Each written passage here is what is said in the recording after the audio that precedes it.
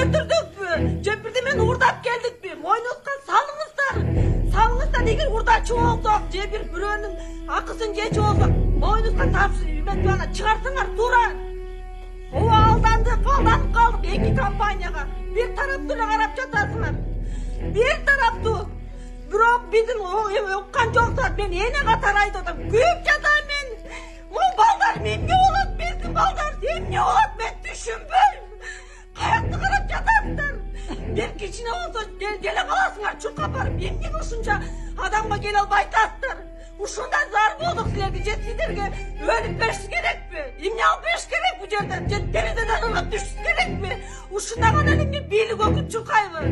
Эмне кылыш керек? Өрттөнүп береликпи? Эмне кылыш керек? Мен түшүнбөйм. Мен ушундан наразымын. Мен ушунча наразымын ушундай балдарды ушу дүйнөгө алып келгениме. Келечеги эмне болот ушулардын?